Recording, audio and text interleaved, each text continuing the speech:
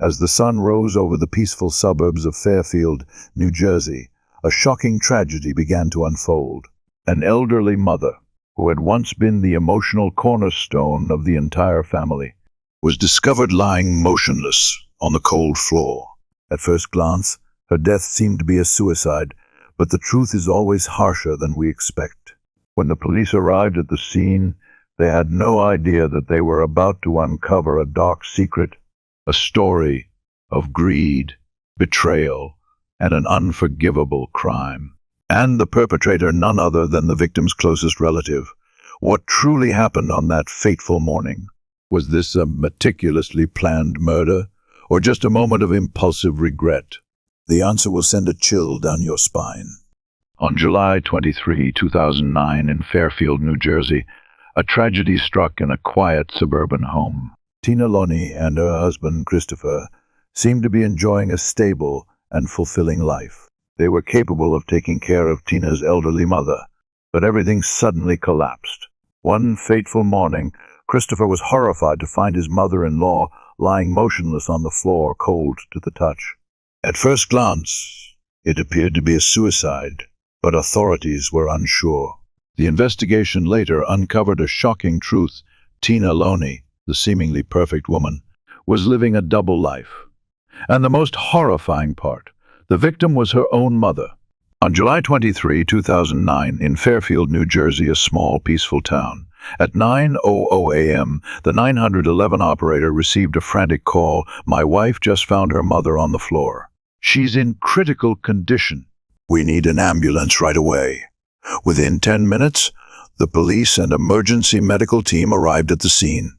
Upon arrival, they saw Christopher Loney and his wife Tina anxiously waiting at the entrance to her mother's apartment, a small space located in the basement of the house. Tina, with red eyes and sobbing, told the police that she had found 81-year-old Marie Zotti lying motionless on the floor. Immediately, an officer requested Tina to lead them to where Marie was. As they approached the body, one officer bent down, placing 2 fingers on her wrist to check for a pulse. And then he slowly raised his head, confirming a chilling truth. Marie Zotti was dead. Marie Zotti was cold to the touch. There was blood around her head, which could suggest that the 81-year-old woman had suffered an accident, possibly a heart attack, causing her to fall face first onto the floor, resulting in a bleeding wound. But when the police gently turned her body over, they made a shocking discovery. This was not a natural death. Tightly wrapped around her neck was a necktie. A suicide? Impossible, at least according to Tina. She shakily handed the police a piece of paper that she claimed to have found near the body. It contained only one line: "Tell the kids I love them." In the following days, investigators would face more questions than answers. And when the truth was finally revealed, it would lead them to a terrifying conclusion about Marie Zotti's death, one no one could have anticipated. Tina Zampi was born in 1967 and grew up in New Jersey in a family with a legal background. Her father was a police officer. Her mother, Marie Zotti, was a devout woman who devoted her life to her family, husband, children, and the church. In 1992, Tina married Christopher Loney, and not long after, the young couple moved to Fairfield, settling in a peaceful, affluent neighborhood. By 1995, their life had become stable enough that they decided to invite Tina's widowed mother, Marie, to live with them. The small apartment downstairs was the perfect place for her to be closer to her grandchildren. A year later, Tina and Chris welcomed their first child, a son, and 2 years after that, they had a daughter. The children were very close to their grandmother, calling her Nana, and Marie always showered them with love. Not only that, but she played an important role in Tina's life, a relationship that seemed incredibly close and perfect. After years of nurturing, their family decided to take a long-awaited vacation along with friends from the neighborhood to Outer Banks. On July 22, 2009, Tina happily made the final payment for the trip, but they would never set foot in Outer Banks that summer. Less than 24 hours later, Christopher called the police to report a shocking piece of news.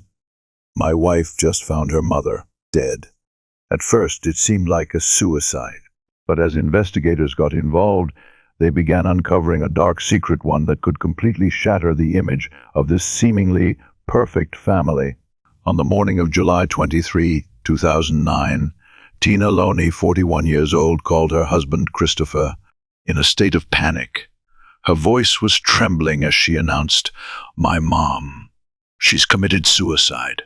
Hearing this, Christopher rushed out of work and drove home to Fairfield, New Jersey.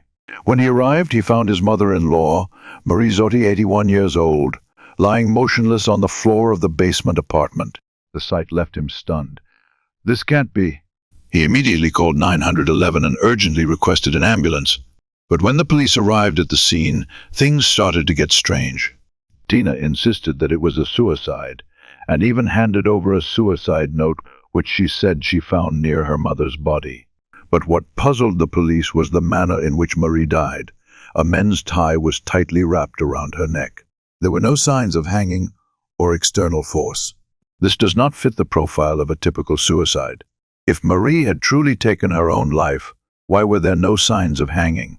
The police began to suspect that this was a murder. But who would want to kill an 81-year-old woman? A robbery? Impossible. As they searched the scene, they noticed no signs of forced entry. The front door wasn't broken, the lock was intact, and nothing was missing. So, if this wasn't a robbery, what was the real motive behind the killing? In hopes of finding a clue, the police focused on the only lead they had, Tina and Christopher Loney. Immediately, the couple was called into the Fairfield Police Department for questioning. In the interrogation video, Tina tried to stay calm as she recounted what happened. "I walked around the house, looked through the window, and I saw my mom lying face down on the floor. At that point, I thought she might have fallen off the chair or something. I panicked. I ran around the house, found an unlocked window, and climbed in." When she entered her mother's apartment, Tina found that her mother had a broken hip. But what was even more shocking was the tie wrapped around her neck. At that moment, instead of calling 911 immediately, Tina called her husband first, which made the police suspicious. Why would she do that? Tina explained in a confusing manner. "I think when a loved one passes, you should notify the family first." But when asked about her mother's supposed suicide, Tina couldn't provide a clear answer. She only recalled a strange conversation they had a few weeks before. "My mom told the kids, 'You don't need me. You won't remember me.'" The words seemed to have a negative implication, but it wasn't enough to conclude that Marie had wanted to take her own life. Then the police asked an important question. The tie wrapped around her mother's neck. "Whose was it?" Tina hesitated for a moment before answering. "It's my husband's." A shock. Why would an 81-year-old woman commit suicide with her son-in-law's tie? This raised further suspicions that there was something suspicious about the death of Marie Zotti. The case slowly unfolds. The mystery of the tie. Could Christopher be involved in his mother-in-law's death? When the police interrogated Christopher, his testimony completely matched what Tina had said.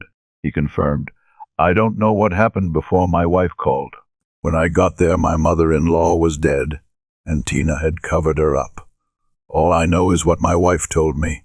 But the investigators weren't easily convinced. When the autopsy results were released, everything became clearer. Marie Zotti did not commit suicide. She was murdered. The examination showed that the cause of death was strangulation. She couldn't have suffocated herself with the tie, and there were no signs of hanging. Someone had strangled her to death. Her broken ribs indicated a struggle or violence, and the time of death was one day before Tina reported it to the police. What does that mean? Marie Zotti had been dead since Wednesday morning, yet Tina and Christopher went about their day, apparently unaware that a dead body was downstairs. That seemed implausible. New clues. The Loney family's secret. The police began to investigate the Loney family's life in more detail. They uncovered a shocking truth. The electricity had been cut off for months due to unpaid bills. Marie was being sued for credit card debt. The house was facing foreclosure, and the family was in a severe financial crisis. Could Marie's death be related to financial issues? Tina Loney disappears. A shocking twist on Friday afternoon. Just as the police were preparing to summon Tina for a second round of questioning, Christopher walked into the police station with a shocking announcement. "My wife is missing." What was going on? Tina had disappeared just as the police were about to question her again. Soon, investigators would pressure Tina to face the truth, and she would reveal a shocking secret. July 24, 2009, more than 24 hours since Tina and Christopher reported Marie Zotti's death to the police. Initially, everything seemed like a suicide. Tina testified. She found her mother dead in the basement, and then called her husband, Christopher. He was working, and after receiving the news, he rushed home and called the police. But the investigators had an important task. Was this a murder or truly a suicide? The autopsy results provided the answer. Marie did not commit suicide. She was murdered. And the suicide note no longer made sense. Before the police could interrogate Tina again, something unexpected happened. Christopher walked into the police station and reported, "My wife is missing." Tina had disappeared just when the investigation was about to make a breakthrough. What was she running from? Soon, the investigators would follow the trail to uncover the horrifying truth behind this case. Morning of July 24, 2009, Tina Loney suddenly disappears. Christopher's testimony. The whole family had spent the night at his sister's house, and no one slept well after the tragedy. Tina looked distressed, anxious, and almost in shock. At 6 a.m., both of them woke up. At 6:15 a.m., Tina said she wanted to go shopping. Christopher offered to go with her, but she firmly refused. After that, Tina disappeared without a trace. Christopher, worried, called a friend and spent hours driving around town looking for her. There was no sign of Tina, and fearing she might do something reckless, Christopher decided to call the police. But the investigators had another theory. If Tina was the murderer, was Christopher hiding the truth for her? If Christopher were the killer, had he done something to Tina as well? Interrogation room. Christopher investigated. He was questioned about the family's life, particularly the financial problems. The police discovered that Christopher had no idea about the massive debt Tina had pushed the family into. He was shocked to learn that they were going bankrupt. Shocking statement from the police. Tina Loney is now the primary suspect in the murder of her mother. But why would she kill her own mother? Does the family's financial crisis have anything to do with this case? The most important thing right now is to find Tina before it's too late. The search for Tina was unsuccessful, but an important clue emerged. Where did Tina go after she disappeared? She walked to a store, then took a bus to Atlantic City. But instead of mourning her mother's death, Tina took a shocking action. Less than 24 hours after her mother's murder, Tina appeared at the Trump Marina Casino. Security cameras recorded her playing slot machines on the boardwalk. The police followed the trail, but when they arrived, Tina had disappeared. The trail grew cold. However, Fairfield police received an emergency 911 call. Could this be the breakthrough to uncover the truth? Why did Tina go to the casino? Where did the family's money go? The truth was about to be revealed.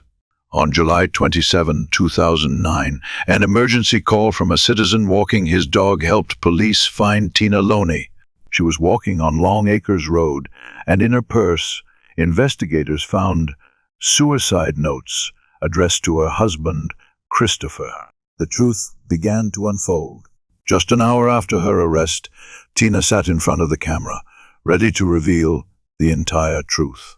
"Do you want me to tell you what happened to my mother?" An open-ended, ominous question from Tina. Tina confessed to killing her mother. She recalled the heartbreaking details of how she killed Marie. The first used the tie to strangle my mother to death. A shocking twist. Tina's confession not only involved the death of her mother, but also revealed a huge secret. She had been having an affair. Christopher had no idea about his wife's extramarital affair and was completely unaware of the murder. The deception was exposed. Tina admitted everything, and when the confession ended, she was arrested for murder.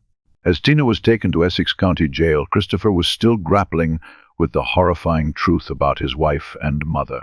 The price of betrayal and crime. Could Christopher overcome this shock? On May 7, 2013, Tina Loney, 45, was led into the courtroom in New Jersey to face the unimaginable crime, the brutal murder of her elderly mother, Marie Zappi, 81. Although she had confessed to the crime from the start, Tina later retracted her confession and stated that she had been in a state of confusion when making the statement. Investigators uncovered key details about Tina's motive. According to the prosecution, Tina killed her mother for money.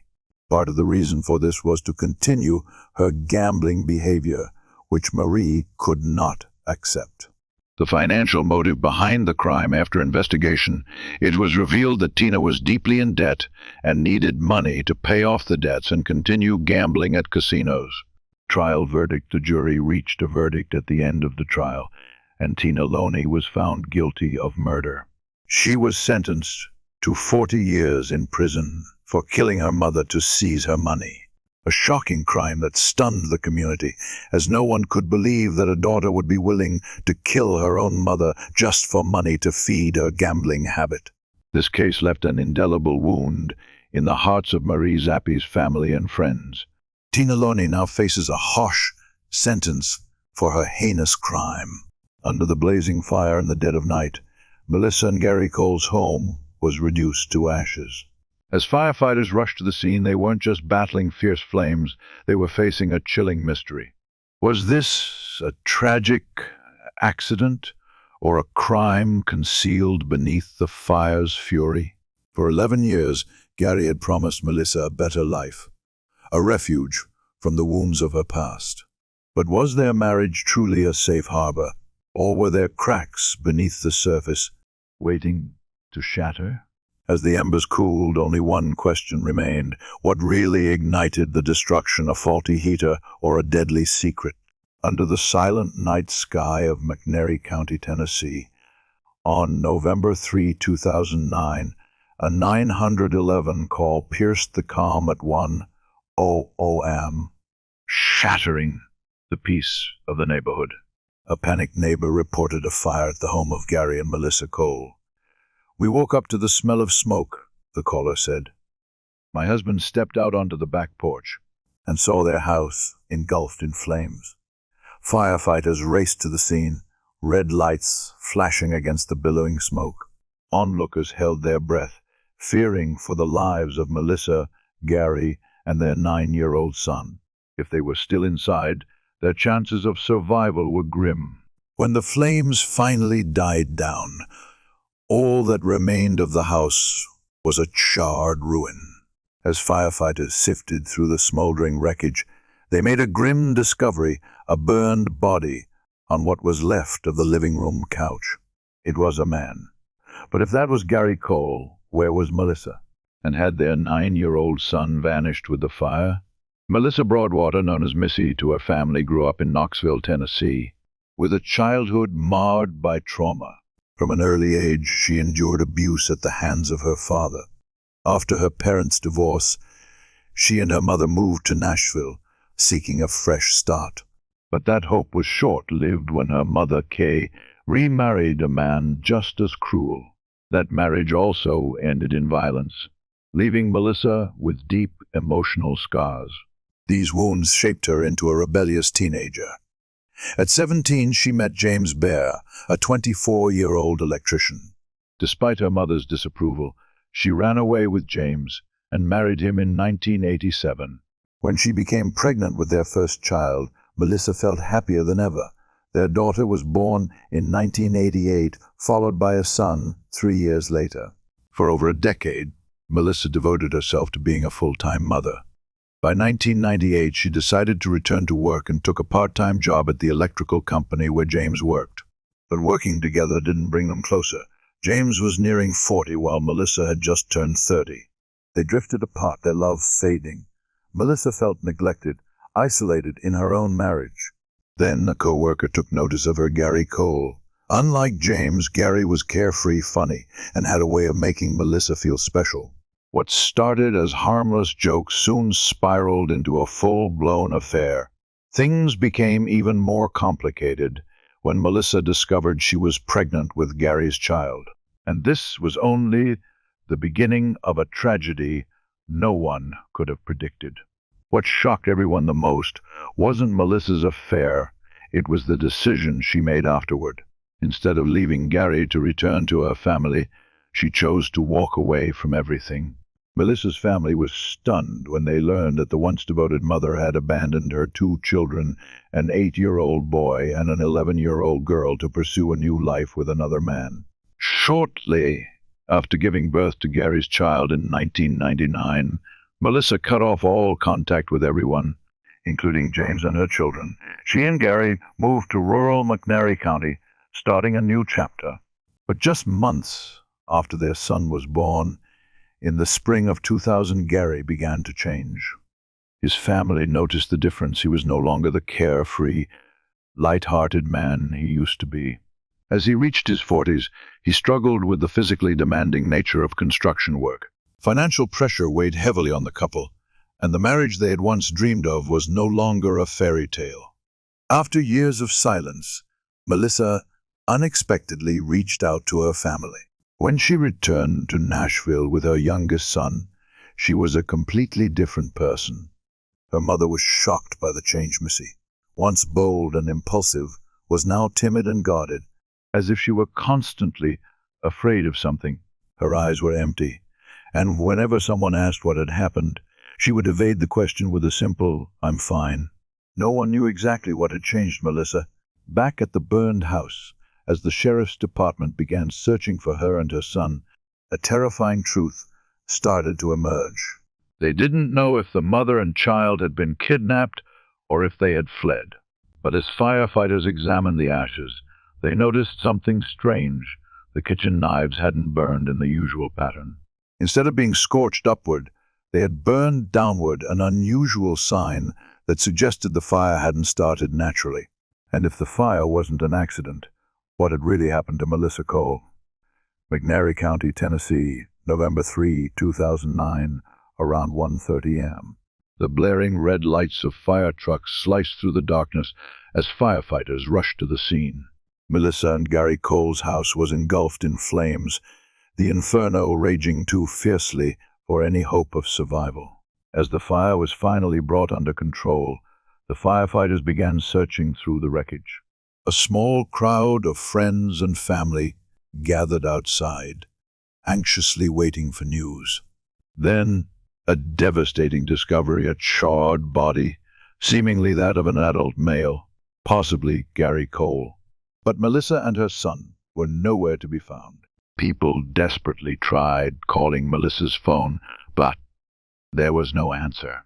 Meanwhile, authorities carefully collected what remained of the body, placing it in a black bag and sending it off for forensic examination. The remains were so badly burned that identification was nearly impossible. But the biggest question now was, where were Melissa and her son? Once the body was removed, the scene was turned over to the arson investigation team from the McNairy County Fire Marshal's office. Their job was difficult, dangerous, and time-consuming. A trained arson detection dog was also brought in to assist. But before the investigation could even begin, one of the experts noticed something crucial. With their experienced eye, they spotted an anomaly in the kitchen. The burn patterns didn't rise as they normally would.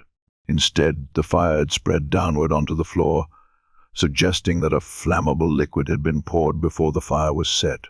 Whether it was kerosene, gasoline, or some other accelerant, one thing was certain: this fire was no accident. The flames had started in the kitchen, but who had set them? And more importantly, where were Melissa and her son? While the arson investigation team continued working at the scene, the family was desperately trying to contact Melissa. Every call went unanswered until a few hours later, when Gary's brother checked his voicemail and discovered a message from her. "Has anyone seen Gary?" Melissa's voice in the message showed no sign that she was aware of what had happened. She didn't mention the fire, nor did she sound panicked or distraught. It was as if she had no idea about the tragedy that had occurred. Gary's brother immediately called her back, and this time Melissa answered.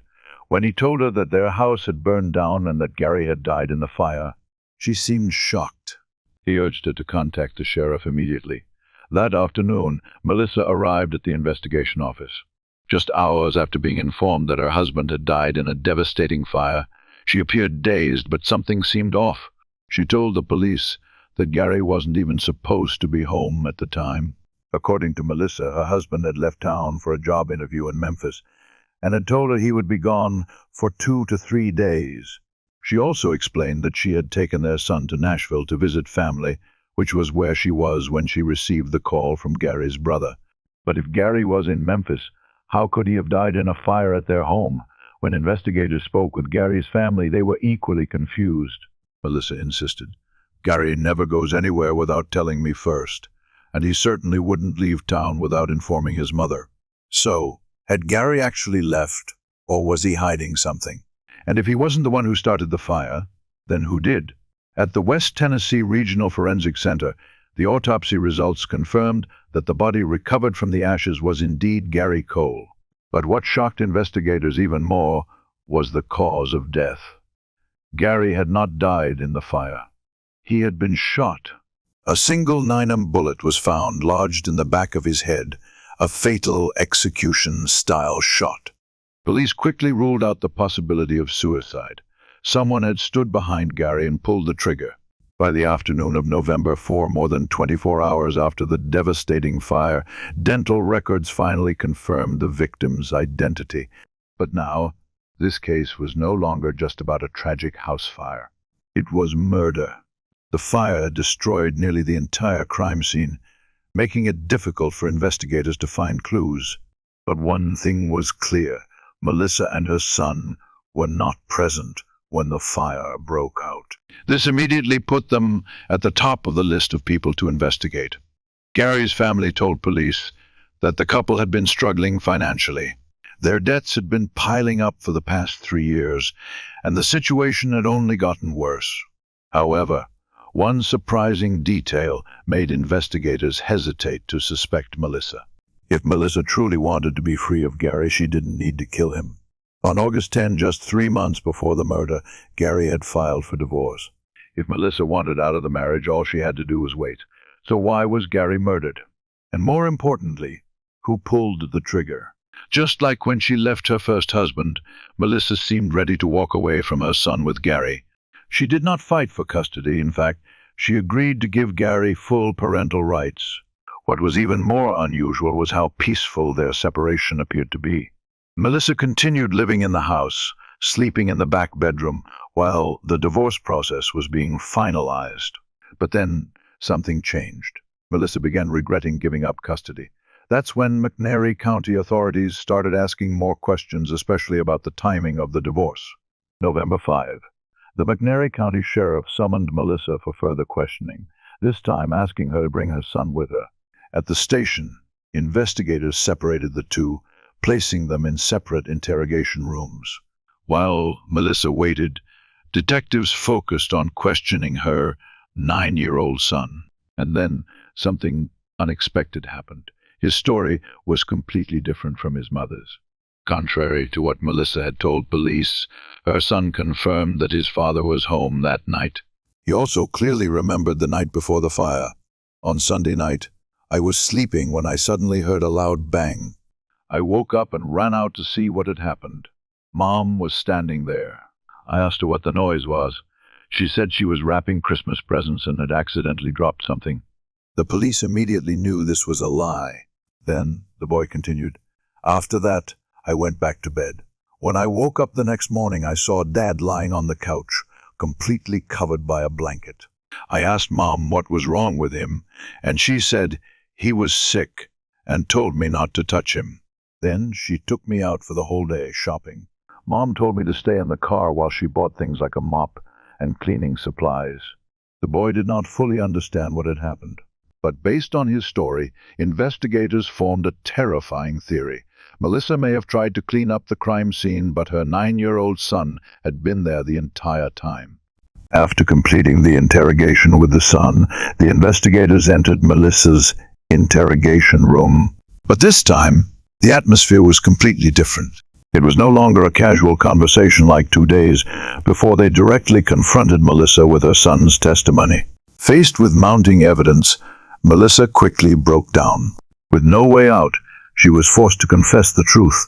According to Melissa's confession, on the morning of November 2, she and Gary had an argument while their son was still asleep. Initially, it was not a major fight, but the situation quickly escalated to a dangerous level. In a fit of rage, Gary stormed into the bedroom and then returned with a gun. Melissa claimed that Gary forced her to sit down in the living room, placed the gun on his lap, and threatened her. According to her, Gary suspected that she was reconsidering their custody agreement and planning to take their son away. After a tense standoff, Gary decided to put the gun back in the bedroom and returned to the sofa in the living room. Eventually, he fell asleep. At that moment, Melissa made a fateful decision. She believed she was in danger, that she knew exactly what kind of person Gary was, and that she needed to protect herself. She walked into the bedroom, took Gary's gun, and then returned to the living room. As Gary slept soundly on the sofa, Melissa raised the gun and pulled the trigger. Gary Cole died instantly. Although she admitted to shooting her husband, Melissa denied setting the house on fire. She said, "I didn't set the fire." "I don't think so." This vague statement raised suspicions among investigators. She neither fully denied her involvement in the arson, nor took responsibility for it. However, the fact that Melissa had killed her husband was undeniable. As soon as the interrogation ended, the sheriff's deputies entered the room and arrested Melissa on charges of murder. The trial begins. Nearly a year after Gary Cole's body was discovered in the smoldering remains of their home, 42-year-old Melissa Cole walked into the courtroom to face charges of murdering her husband. According to the prosecution, this was neither an accident nor an act of self-defense. They argued that Melissa had planned the murder to secure custody of her son, with their divorce set to be finalized in just 1 week. That fateful night, instead of allowing the legal system to determine the outcome, she picked up a gun, aimed it at the back of Gary's head, and pulled the trigger. Prosecutors charged her with first-degree murder and opened the trial with testimony from fire investigators who uncovered multiple signs that the house had been deliberately set ablaze to cover up the crime. However, the most crucial witness was none other than their 10-year-old son, who recounted the mysterious noises that night and his mother's strange behavior afterward. In contrast to the prosecution's accusations, Melissa did not deny shooting Gary, but she insisted it was an act of self-defense. She testified that for years, Gary had physically, emotionally, and sexually abused her, controlling every aspect of her life. On the morning of November 2, 2009, she claimed that Gary threatened her with a gun, forcing her to act first to protect herself. But one critical question remained. If she was truly an abused wife, why not wait just 1 more week for the divorce instead of killing her husband? Was it desperation or a calculated plan? Was she a victim or a murderer? The answer would be decided in the courtroom. October 7, 2010, the verdict inside a McNairy County courtroom in Tennessee. Melissa Cole sat in silence, awaiting her fate. The 42-year-old woman stood accused of shooting Gary Cole in the head, then setting their house on fire to conceal the crime. Throughout the trial, Melissa never denied pulling the trigger but maintained that she had done so as a battered woman fighting for her life. However, the jury remained unconvinced. In their final verdict, they found her guilty of murder, though not first-degree murder as originally charged. Instead, they convicted her of second-degree murder, acknowledging the killing was intentional but lacked the premeditation required for a first-degree charge. Additionally, The jury found her guilty of arson and evidence tampering. In the end, the judge sentenced Melissa to 25 years in prison, 21 years for second-degree murder, 4 years for arson. As the sentence was read aloud, Gary Cole's family breathed a sigh of relief, believing justice had finally been served. But for Melissa, was this truly punishment or just the next chapter in the tragedy of her life? Letitia Jandro, a bodybuilder with an impressive physique, a successful husband, and then he vanished without a trace.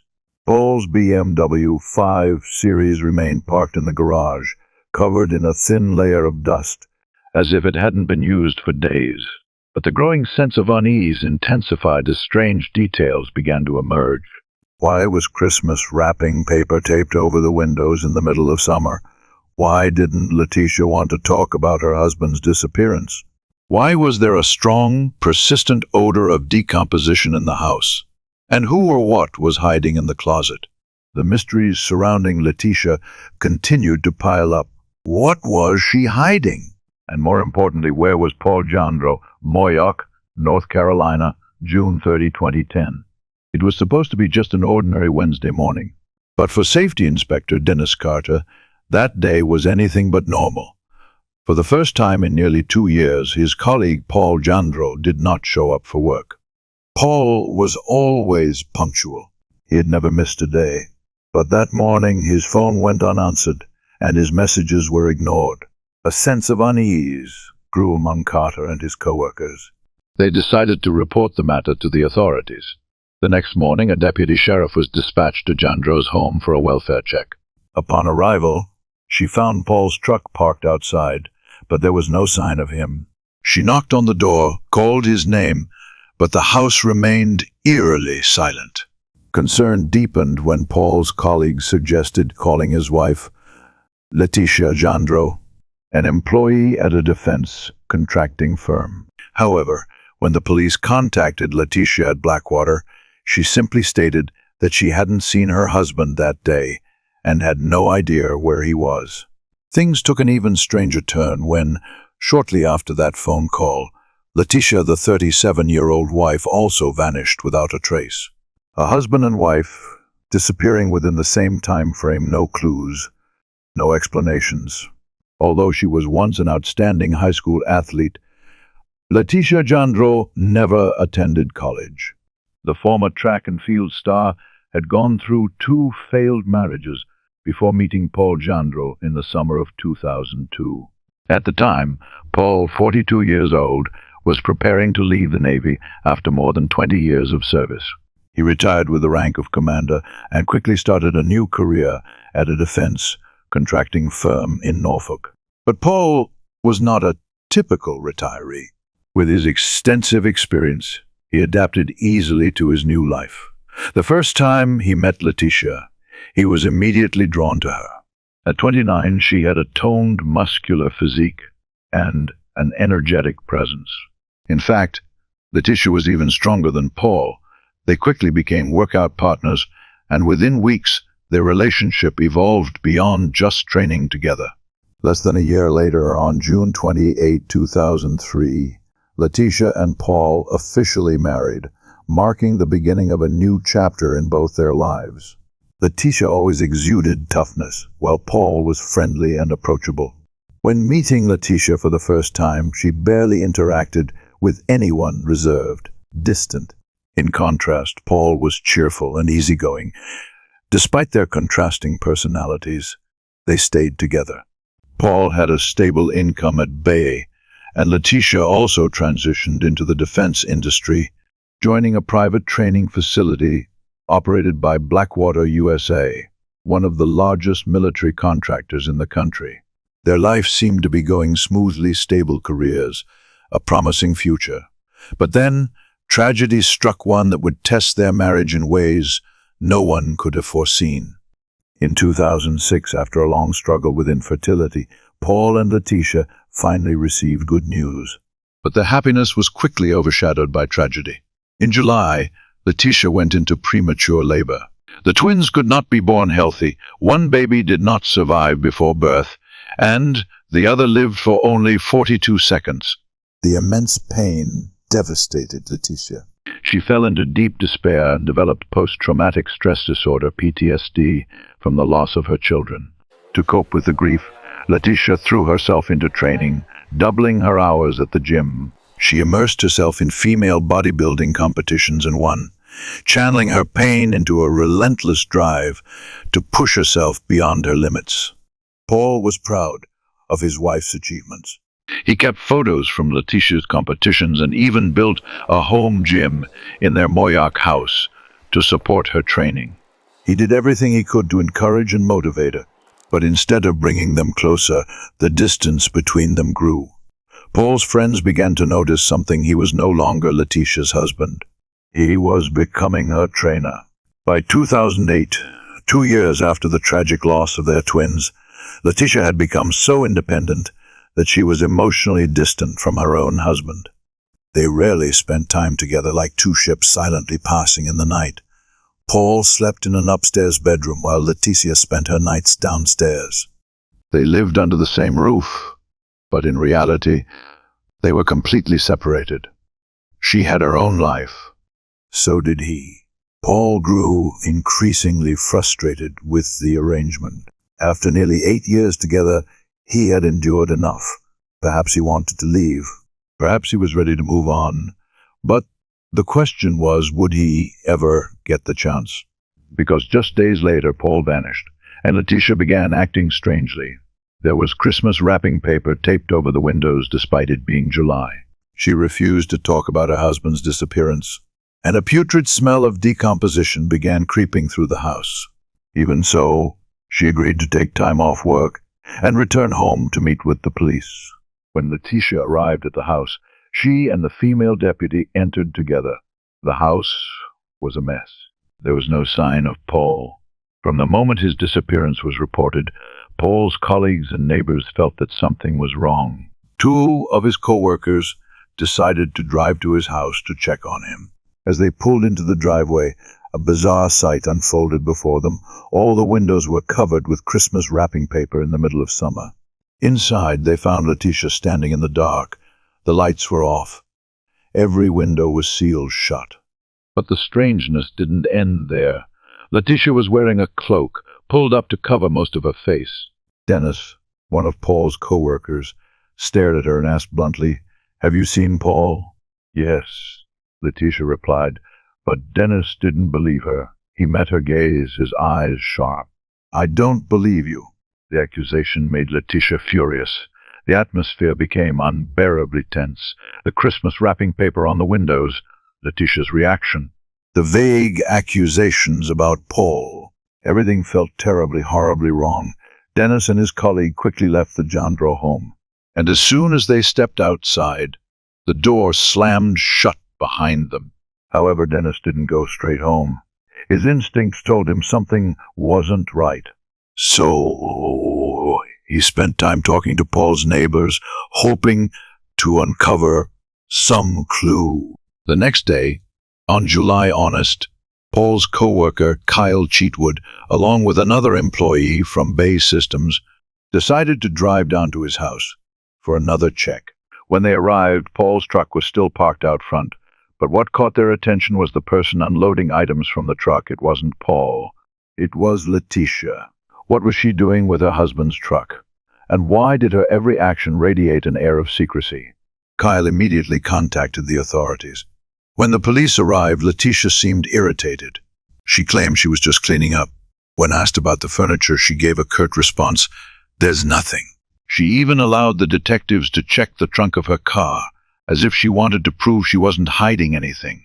But soon after, her demeanor shifted, agitated, snappy, snapping at anyone who mentioned Paul. Once again, authorities found no trace of Paul, no evidence of a struggle, nothing suspicious. But there was one thing they knew for sure: Paul hadn't simply run off with another woman. The investigation team decided to call Paul's cell phone, hoping it would lead them closer to the truth. And then a crucial signal appeared.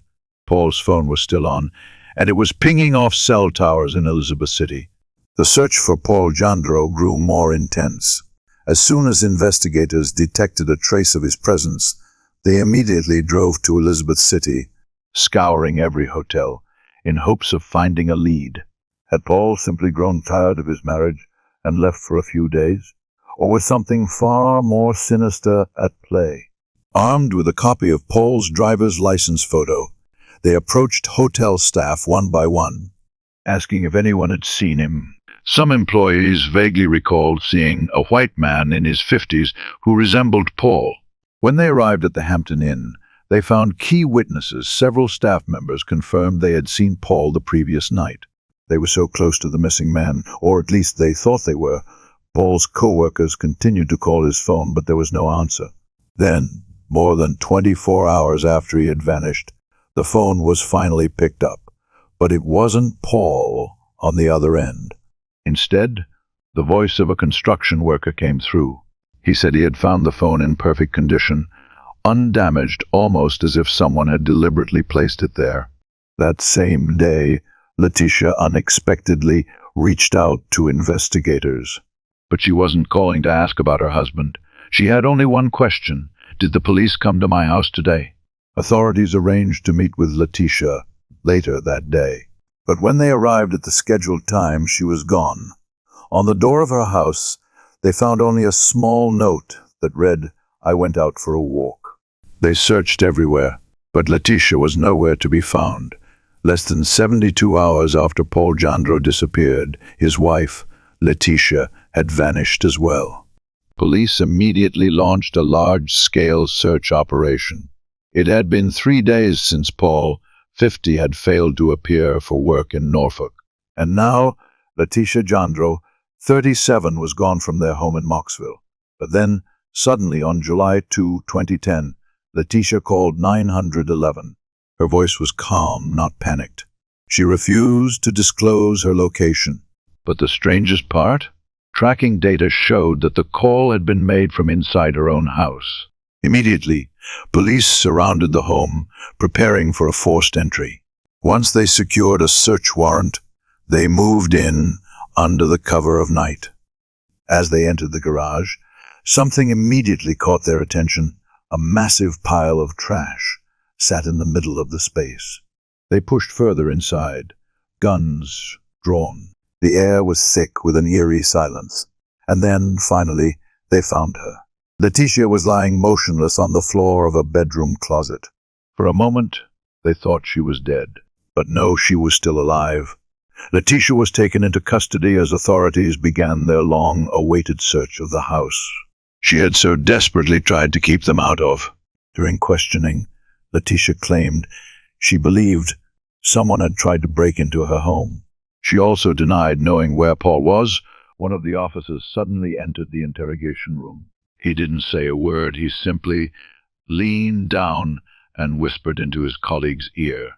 In the garage, hidden beneath the foul-smelling pile of trash they had discovered earlier, investigators had just pulled out a 50-gallon plastic bin. The moment they opened it, an unbearable stench filled the air, the smell of decomposition. Inside, something was tightly wrapped in multiple layers of plastic and fabric. As the flashlight beam shone through, a lock of human hair peeked out from between the layers. It was a body. The investigators immediately contacted the medical examiner and the North Carolina Bureau of Investigation to confirm the victim's identity. Meanwhile, they returned to the interrogation room, where Letitia was still pretending to know nothing. The interrogator said, "I'm giving you one last chance to tell the truth, because we already know where Paul is." Her story began to change. At first, she continued to deny killing Paul. But then, she offered a new explanation. She claimed she knew who had done it. According to Letitia, it was drug dealers' men she had supposedly hired to teach Paul a lesson because she was angry with him. But why would a random group of drug dealers target Paul? Was Letitia telling the truth, or was this just another lie? As Letitia sat in the interrogation room, scrambling to come up with a convincing story, investigators continued searching her home. And then they found undeniable evidence. In a corner of the floor, something felt off. A section of carpet had been glued down with industrial adhesive. When they peeled it back, the sight underneath sent chills down everyone's spine. Blood, blood everywhere. But that wasn't all. On the wooden floor beneath the carpet, they found multiple bullet holes, along with more bullet holes piercing the walls of the bedroom. Letitia had tried to cover them up using putty to fill each one. Police then inspected Letitia's car. Inside, they discovered a .45 caliber semi-automatic pistol. There was no more room for deception. When the medical examiner analyzed Paul's body, they confirmed that it was riddled with bullet wounds. The evidence was overwhelming. Letitia was immediately charged with murder. She was handcuffed and taken straight to the police station. But just when investigators thought the case was closed, Letitia suddenly made a shocking confession. A completely unexpected twist was about to unfold. On July 4, 2010, Letitia Jandro had been in custody for nearly 24 hours. Meanwhile, police were still piecing together the horrifying details of the murder. Paul's body had been discovered inside a 50-gallon plastic container, wrapped in multiple layers of plastic, a desperate attempt to hide the truth. But the traces of the crime could not be erased. Even though Letitia kept insisting that she had only hired someone to teach Paul a lesson and that they had gone too far, investigators did not believe her story. The .45 caliber semi-automatic pistol found in Letitia's car was confirmed to be the murder weapon. When Paul's body was examined, the recovered bullets matched the caliber of the gun. But then came a shocking revelation. When police contacted Paul's family, they learned that Paul had been planning to file for divorce. In fact, he had given Letitia a deadline, June 30, to leave the house. And that was the very day he disappeared. Not long after, Letitia was booked into Currituck County Jail on murder charges. But in the end, she was the one who shattered all the lies. She reached out to investigators. She wanted to talk, and her final confession changed everything. I shot Paul. Letitia claimed that everything started when Paul gave her an ultimatum to leave the house. I met with a lawyer, and they told me I didn't have to go. But when she told Paul this, she claimed that he became more terrifying than ever. He spent an entire month trying to scare me into leaving. Every morning, the moment I woke up, he would kick the door hard. I was terrified. And I was prepared to defend myself. Then came June 30, Paul's final deadline for Letitia to leave. According to Letitia, that morning, Paul stormed into the bedroom. But this time, he wasn't just kicking the door like before. This time, he was holding a rifle. He pointed it at me and said, "Get the hell out of my house right now," Letitia claimed. She said Paul gave her 5 minutes to leave before turning his back and walking out. But instead of running away, Letitia went to get her gun, and then she opened fire. I shot into the room, and I hit him once. He staggered back, and I shot him again. When he ran toward me, I kept shooting. He tried to grab the gun from me, but I just kept shooting. The shooting only stopped when Paul collapsed. Afterward, Letitia panicked. She spent 3 days trying to hide his body, deny everything, and even fabricate a story about drug dealers teaching Paul a lesson. But the evidence police found told a different story. In September 2012, the trial of Letitia Jandro officially began. The prosecution completely rejected her claims of self-defense. Paul's death was not self-defense. We believe Letitia ambushed him. She did not want a divorce, and so she killed Paul out of her need for control. Letitia's defense collapsed under the weight of undeniable evidence. Bullet holes in the floor and bedroom walls, proof that she fired repeatedly without hesitation. The .45 caliber handgun found in her car, which matched the bullets recovered from Paul's body. Her efforts to cover up the crime, cleaning up blood, wrapping the body in plastic, and lying to the police. The prosecutor emphasized Paul never had a chance to fight back. This was not self-defense. This was a deliberate murder. On September 28, 2012, the North Carolina courtroom was packed. All Jandro's family, friends, and colleagues were all there, holding their breath as they waited for the verdict. After months of legal battles, Leticia Jandro's fate now rested in the hands of the jury. Authorities believed they had an airtight case. Backed by overwhelming evidence, Paul's body was found inside Leticia's home, wrapped in multiple layers of plastic and stuffed inside a 50-gallon tote. The bullet holes in the floor and walls suggested a premeditated murder. The .45 caliber gun recovered from Leticia's car matched the bullets in Paul's body. Leticia's shifting stories, first denying everything, then finally admitting she had shot her husband. The prosecution firmly rejected Leticia's self-defense claim, stating, "This was not self-defense. This was a cold, calculated murder." The jury took only 1 hour and 40 minutes to reach a verdict. What does that number say?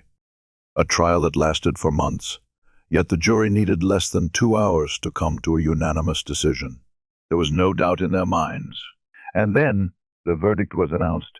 Leticia Jandro, guilty of first-degree murder. The judge wasted no time in delivering the sentence. Life in prison, without the possibility of parole. Karen Newell always knew how to attract men, and her new husband was no exception. She was beautiful, charming, and seemed to have it all. Their marriage appeared happy, but just 9 months later, tragedy struck. Her husband was murdered right before her eyes in a brutal robbery. The attackers demanded his wallet, but something felt off. Everything seemed too staged, too perfect to be just a random mugging. Was this truly a simple carjacking? Or was the killer a jealous lover, lurking in the shadows? The deeper the police dug, the more suspicious they became. Was this marriage truly built on love? Or was it from the start a perfect facade to hide a ruthless plan? A plan where the price to be paid was John's life. Orange County, Florida, late night, February 20, 1994. On a desolate highway between Cocoa Beach and Orlando, a car suddenly pulled over. In the dim headlights of passing vehicles, a young woman frantically waved her hands, pleading for help. She approached every car that slowed down, and whenever someone stopped, she uttered only one sentence: "Help me. My husband has been shot." Her name was Karen Newell. And the man lying motionless on the pavement, drenched in blood, was her husband, John. He had been shot multiple times. Several drivers stopped to try and help, but it was too late. When the sheriff arrived at the scene just minutes later, he confirmed what everyone feared: John was dead. According to Karen, that night, she and her husband were driving back home to Orlando after a long day at the beach when their car started having issues. When John stepped out to check under the hood, a small sedan pulled up behind them. 3 men were inside. At first, Karen thought they were stopping to help, but no 2 of them stepped out and immediately demanded John's wallet. Karen recalled that the robbery happened too fast. 1 second, they were simply asking for money, and the next, John collapsed to the ground, shot multiple times. The attackers jumped back into their car, sped off, and left her husband bleeding out by the roadside. But the most horrifying part wasn't just the immediate loss. Karen was pregnant. The killers didn't just take John's life. They took away the father of her unborn child. Karen Newell didn't have an easy life. Growing up in hardship left a deep mark on her, but it couldn't extinguish the strong spirit of this young woman. Despite her captivating beauty, Karen's love life was far from smooth. By the end of her 20s, she had already been married and divorced twice.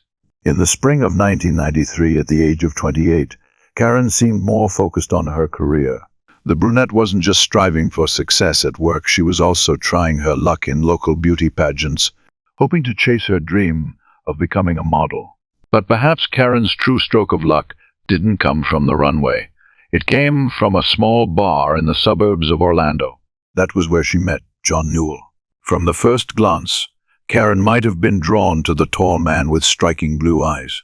But John wasn't just handsome, he was a master mechanic with a good salary, 2 cars of his own, and a decent amount of savings. That night, John took Karen home, but their connection wasn't just a fleeting romance. He was captivated by her beauty, charm, and perhaps something mysterious that set her apart. As for Karen, she too was swept up in the whirlwind romance with John. Before long, their relationship became more serious than ever. On May 22, 1993, just 2 months after their passionate first night, John and Karen decided to get married. Everything happened so quickly, but both seemed to believe they had found their soulmate. After the wedding, Karen excitedly shared with John about a new career opportunity.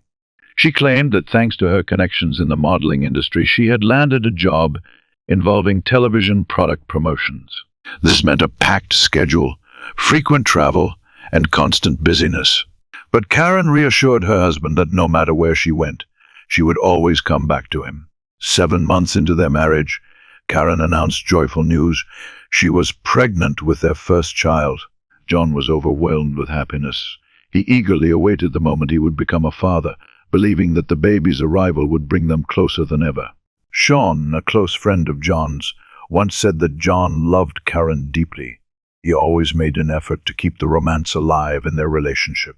Just days after Valentine's Day in 1994, the couple even planned a short getaway to the beach, a way to enjoy some sweet moments together before their child was born. But no one could have predicted that this would be one of their last moments together.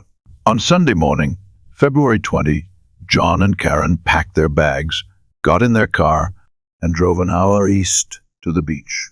They spent the entire day enjoying the fresh ocean breeze before heading back to Orlando in the evening. But as they passed the toll booth at exactly 5:28 p.m. and turned onto State Road 520, things took a strange turn. The car suddenly showed signs of malfunction. John and Karen decided to pull over. John stepped out to check, but within seconds, a horrifying event unfolded. Late Sunday night, February 20, 1994, in Orange County, Florida, a brutal murder occurred on a desolate highway outside Orlando. The victim was John Newell, 29, husband of Karen Newell. By the time police arrived at the scene, John was already dead.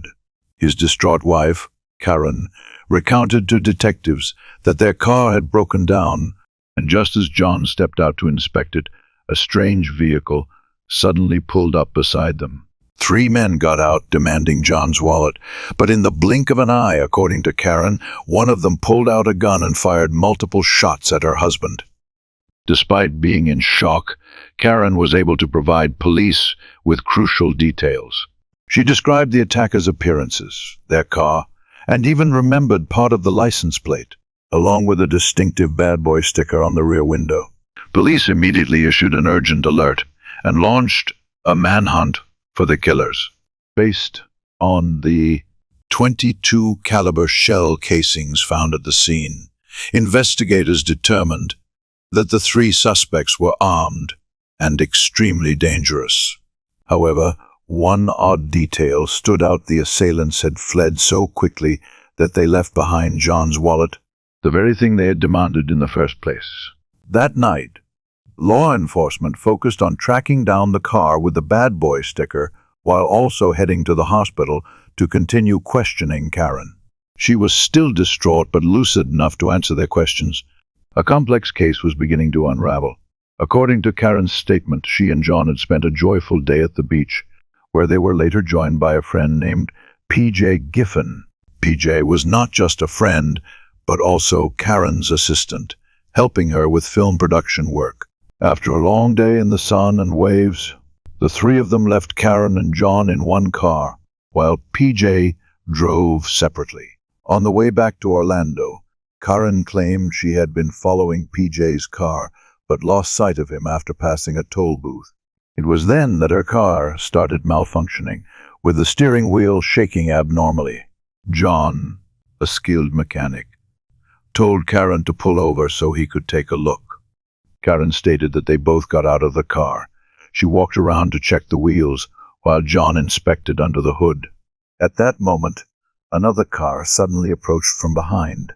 Karen, who was crouched near the front of their vehicle, didn't see everything clearly. Then, gunshots rang out. In the chaos, Karen took cover near the front of the car, confused and terrified by what was happening. She initially thought it was just a robbery, but what she couldn't understand was why the attackers murdered John and then left without taking his wallet. Instead of immediately suspecting the grieving widow of lying, investigators chose to explore other possible leads. Instead of rushing to accuse the newly widowed Karen of lying, investigators decided to broaden their investigation. A police report revealed that not long before John was murdered, there had been an attempted break-in at the Newells' home. Around 9 p.m. that night, as darkness settled outside, Karen heard strange noises coming from the backyard. She immediately alerted John, but as he stepped outside to check, he was suddenly ambushed by two masked men wielding baseball bats. They brutally attacked him, leaving him in a terrible state. Fortunately, a neighbor heard the commotion and turned on their lights, scaring off the assailants. Karen quickly called 911. Though John was not seriously injured, he was unable to provide any useful information beyond the fact that someone had apparently tried to break into their home. At the time, the incident was dismissed as a failed burglary. However, when John was murdered just a few months later, the break-in took on a far more sinister implication. Investigators began interviewing John's friends and family, but no one could point to any known enemies. John was known as a kind-hearted man, always willing to help others. Yet a surprising detail emerged recently. John had taken in a new roommate, none other than Peter P.J. Giffen, Karen's assistant. What raised eyebrows even more was that P.J. had moved in right after the break-in, and according to accounts, it was Karen who had suggested it. "Why don't we let my young assistant move in? He's such a nice guy." John, trusting and easygoing, agreed without hesitation. But now, police began asking a critical question. Was there something suspicious between Karen and PJ? Was their relationship more than what they let on? And if so, was John's death really a random robbery, or was there a deeper, more calculated crime at play? By late February 1994, a week had passed since Karen Newell had witnessed her husband's murder on a deserted stretch of highway outside Orlando, Florida. She claimed that the robbers had suddenly jumped out of their car, confronted John, and demanded his wallet. However, investigators from the Orange County Sheriff's Office were growing increasingly skeptical of her story. They began questioning the relationship between Karen and Peter P.J. Giffen. Were they really just friends? And was the child Karen was carrying truly John's? Shortly after the murder, police summoned P.J. for questioning. He partially corroborated Karen's story about the three of them spending the day at the beach. P.J. claimed that he had consumed 12 cans of daiquiri, smoked marijuana, and then driven home ahead of Karen and John. But when investigators traveled to P.J.'s hometown of Port St. Lucie and started digging, his story began to unravel. Contrary to Karen's claims, P.J. was not her production assistant. In reality, he was nearly jobless, a high school dropout, drifting aimlessly through life. John's friends had long suspected that P.J. and Karen were involved in something more than just friendship. But what shocked investigators even more was how their relationship had actually begun. In the summer of 1993 on Florida's Turnpike, P.J. happened to spot Karen driving alone with a pair of handcuffs in her car. Jokingly, he told her to cuff him. But instead of laughing it off, Karen gave him a sly smile and began flirting with the teenager. Before long, the two had plunged into a secret affair. But while Karen may have seen P.J. as nothing more than a reckless fling, P.J. believed it was true love. He even told friends that he was married to Karen, an absurd claim, but one that revealed much about his mindset. What intrigued police most was P.J.'s potential motive. If Karen was pregnant with his child, then John was the only obstacle standing in their way. And if that were true, P.J. had every reason to want John gone for good. Although confirming the affair between Karen and P.J. provided a clear motive, investigators still needed concrete evidence to link them to the murder. Specifically, they needed to locate the murder weapon, a .22 caliber gun, based on shell casings found at the scene. Over the following days, police questioned the couple's friends, but a shocking revelation came when they spoke with one of Karen's ex-husbands. they discovered something even more suspicious. PJ wasn't the only man Karen had been involved with. She had remained in contact with her ex-husband and had even borrowed a gun from him. At the time, her request seemed reasonable to the former spouse, especially given that John had recently survived a brutal baseball bat attack. But the most incriminating detail? The gun Karen borrowed was a .22 caliber, the exact same type as the murder weapon. A simple ballistics test could confirm if this was the gun used in the killing. However, when police asked Karen's ex to turn over the firearm, they hit a roadblock. Karen had never returned it. Now investigators were certain she was involved in the crime. But rather than rushing to arrest her, they needed ironclad evidence that would hold up in court. As they dug deeper into her past, they unearthed another crucial detail. Back in 1989, Karen had a criminal record for credit card fraud. On February 28, 8 days after her husband's murder, Karen Newell was arrested by the Orange County Sheriff's Office for violating her probation. While she was in custody, investigators continued gathering evidence. They interviewed a man named Louis Aragona, Karen's stepbrother, and uncovered a bombshell revelation. According to Louis, as early as the summer of 1993, Karen had approached him with a chilling proposal. John had a $500 life insurance policy, and she wanted Louis to help plan his murder so she could cash in. Louis refused to take part in the shooting, but he revealed something even more disturbing. Karen had already attempted to kill John in November 1993 with P.J. Giffen as her accomplice. Their plan was to murder John in his own home. However, when P.J. attacked, John cried out in pain, prompting neighbors to turn on their lights and look outside. Fearing exposure, P.J. panicked and fled. Karen didn't give up. Just days after the failed attack, she again reached out to Louis, urging him to help her carry out the plan. Once again he refused, but P.J., he didn't. This revelation marked a major breakthrough in the investigation. If Louis's account was true, it proved that Karen and P.J. had conspired to kill John long before the supposed random robbery took place. By late March 1994, the case had reached a turning point.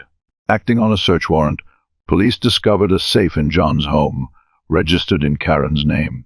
Inside, they found a trove of financial documents, including all of John's life insurance policies. The most shocking find, a $500,000 life insurance policy with Karen as the sole beneficiary. Not only that, but investigators uncovered a damning fact. In the week following John's death, Karen had already begun withdrawing money from the insurance payouts. She showed no signs of grief. Instead, she had swiftly contacted the insurance companies, demanding the money. The evidence was undeniable. This was no random robbery. It was a carefully orchestrated murder for money scheme. On March 28, 1994, less than a month after P.J. Giffen's arrest, both Karen and her teenage lover were officially charged with the murder of John Newell. In the trial of Karen Newell, prosecutors painted a picture of a cunning woman who had planned her husband's murder from the very beginning of their relationship. They argued that Karen had set her sights on John Newell as early as March 1993, not for love, but for his life insurance money. Just weeks after their wedding in May 1993, she secured the first $250,000 policy, then continued adding more over their 9-month marriage. This ensured that when John died, Karen would become rich. But she needed someone else to pull the trigger, and Peter P.J. Giffen was the perfect pawn. According to prosecutors, Karen used her charm to manipulate P.J., a naive young man, turning him into a killer. She promised love, used sex as a weapon, and even lied about being pregnant with his child to deepen his involvement in the plot. But that lie unraveled the night John was killed. When Karen was taken to the hospital, doctors ran a pregnancy test. It was negative. Even more damning, her medical records revealed that she had previously undergone tubal ligation, making pregnancy impossible. With this mountain of evidence, prosecutors were convinced that Karen was not just guilty of murder, she was a cold-blooded mastermind willing to do anything to get what she wanted. They sought the death penalty. The final piece of evidence came from P.J. Giffen's own testimony. Facing the possibility of a death sentence, he broke his silence in the interrogation room. He confessed everything: the affair, the murder plot, and how Karen had manipulated him into carrying it out. According to P.J., after their failed attempt to kill John with a baseball bat in November 1993, Karen immediately devised a new plan. On February 20, 1994, she, John, and P.J. spent the day at the beach, enjoying themselves as if nothing was wrong. But on the drive back to Orlando, she created the perfect opportunity for P.J. to strike. Karen drove ahead while P.J. followed in his own car. After passing a toll booth, Karen pretended to have car trouble. She told John they needed to pull over and check the vehicle. As they stopped on the roadside, P.J., with the murder weapon in hand, approached. Without hesitation, he aimed the gun at John's head and said, "Consider this a divorce." Then he pulled the trigger. John collapsed, but P.J. didn't stop. He fired 3 more shots into John's chest, ensuring he was dead. P.J.'s confession not only sealed Karen's fate, but also led investigators to the most critical piece of physical evidence: the murder weapon. He revealed that after the killing, he had tossed the gun into a lake a few miles from the crime scene. When police searched the designated area, they found the weapon. Ballistics tests confirmed it was the gun that fired the fatal bullets, but the most damning evidence? The gun's serial number matched the firearm Karen had borrowed from her ex-husband before the attack. This directly linked her to the murder weapon, proving she had orchestrated every detail of her deadly plan. With P.J.'s testimony, the recovered gun, and a clear financial motive, prosecutors had everything they needed to charge Karen with first-degree murder. Karen Newell's case was no longer a mystery. She had not only manipulated a teenager into killing for her, but had also calculated every move to ensure her plan's success. But would she receive the death penalty as prosecutors hoped? That decision lay in the hands of the jury. Facing overwhelming evidence, Karen Newell had no choice but to take a plea deal to avoid execution. The agreement between her defense and prosecutors spared her from the death sentence, but sentenced her to life in prison without the possibility of parole. As for P.J. Giffen, despite being the one who pulled the trigger, his cooperation with authorities earned him a reduced charge of second-degree murder. He was sentenced to 24 years in prison, a price for being manipulated into Karen's deadly scheme. The case closed with both conspirators behind bars, but the tragedy remained. A man lost his life, all because of greed and the betrayal of a wife he had trusted.